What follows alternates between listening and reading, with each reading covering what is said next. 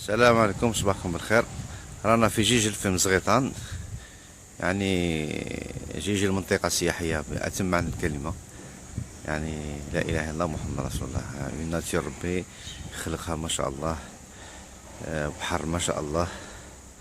حنا رانا في منطقة تاع مزغيطان، من السكان يجيو هنا بزاف باش يجوزوا أيامات تاع الصيف ويكريو الديور هنايا.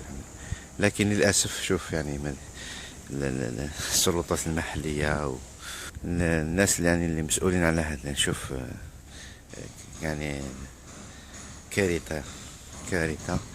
شوف يعني الخماج، وشوف قمامات متراكمة هنايا. هذا الشيء ما يشرفش مدينة جيجل، وانا ندعي السلطات المحلية باش يعني يشوفوا هذا الشيء. عيب كبير، عيب كبير ان مدينة كيما هذه جميلة جدا، عندها مناطق ويخصوها من كل ولايات الشرق والغرب والوسط، ويجيو الناس هنا باش يشوفوا هذا الشيء. هذا يعني حقيقة شيء مؤسف. بون، من ناحية كاين يعني المسؤولية تاع السواح والسكان اللي مرموا هنا، ثاني ما لازمش يرموا هنايا، ولكن لا حيلة لهم لانهم ما لقاوش وين يرموا. يعني ما كانش وين يرموا. شوف يعني الخماج هنايا، شوف حقيقة أنا ندعو يعني مانيش عارف وراه المير وراه السلطات المحلية وراهم الناس اللي يعني يحبوا باش يعطيو وجه، يحبوا باش يمدوا صورة مليحة لمدينة جيجل. هذه هي الصورة اللي يمدوا فيها. سي فريمون دوماج.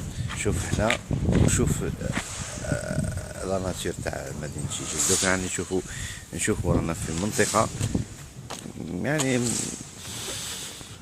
شيء ما يفرحش وما يبشرش بخير من ناحية يعني السكان ولا من ناحية المسؤولين. مناش عارفين علاش حنا رانا في هذا الوقت. مناش عارفين علاش نشوف يعني ذاك المنطقة وذاك يعني المناظر الخلابة ولا ناتور اللي كاينة، اون باراليل الزبل والخماج والطرقات مكسرة. يعني شيء، لا شيء يؤسف له، يؤسف له، يؤسف له. شوفوا هنا، شوف ذاك يعني شوف المناظر الخلابة والمناظر الجميلة جدا.